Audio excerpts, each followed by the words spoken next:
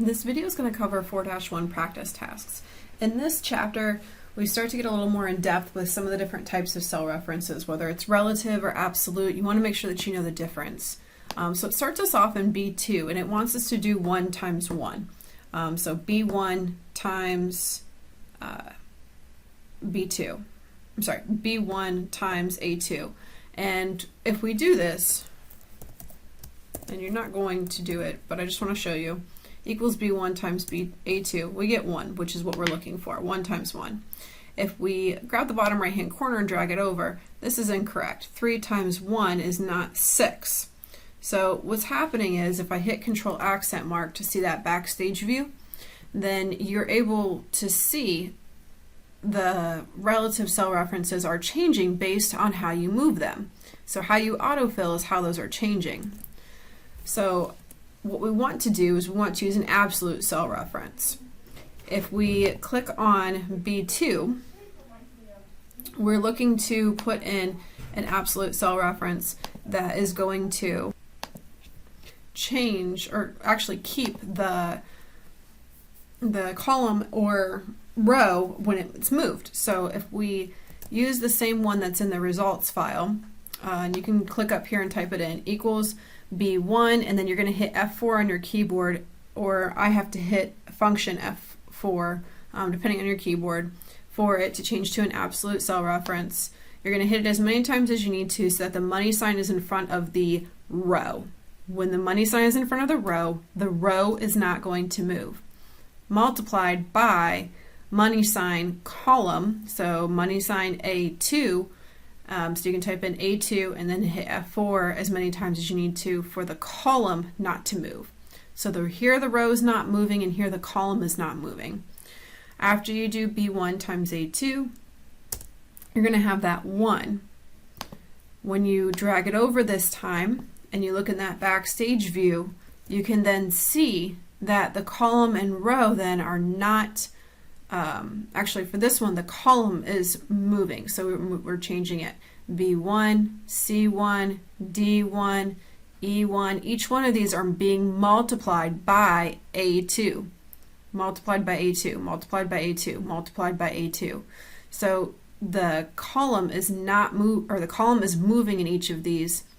The row stays the same, and then this one, the column is moving. So I'm going to remove, hit Control accent mark again, get rid of that backstage view, grab the bottom right hand corner here and drag it down to K11, which allows you then to fill in the rest of that multiplication table based on those absolute cell references. So the next step then, it has us go over to the sales by category worksheet. In the sales by category worksheet, we're going to add a couple of rows just to make sure it matches the results file. Some of the cell references are a little off. So you're going to right click on row 8 and you're going to hit insert, and then you're going to right click on row 18 and then you're going to hit insert, and then you're going to right click on row 25 and hit insert, because those extra rows are not there in the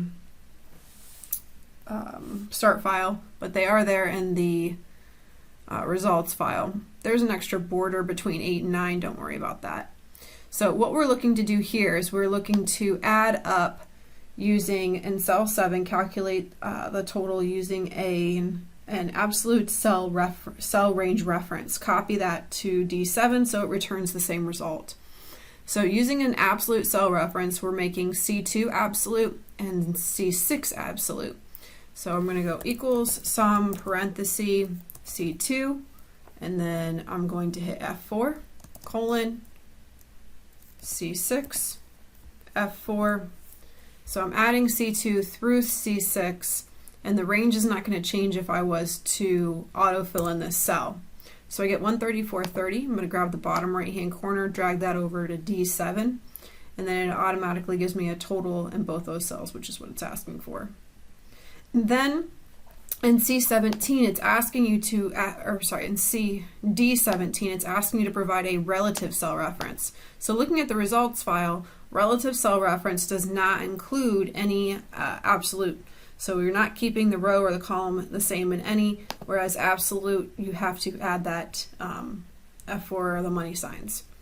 So in D17, we're just going to click in D17 equals sum, parenthesis, and I'm going to click on 112 through 69.93 and hit enter. I've got 595.09. We're going to add two more totals. So this one is going to be in D24 equals sum, parenthesis, 60 through 39.95. Hit enter.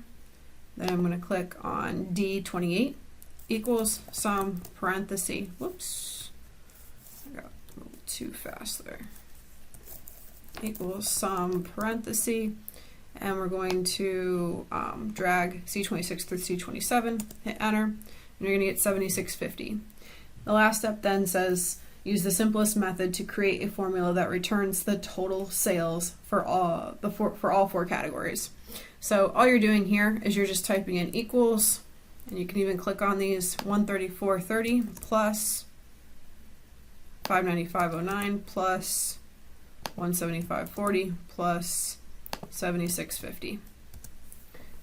Once you hit enter, 98.29 is going to pop up, and this concludes Objective 4.1 practice tasks.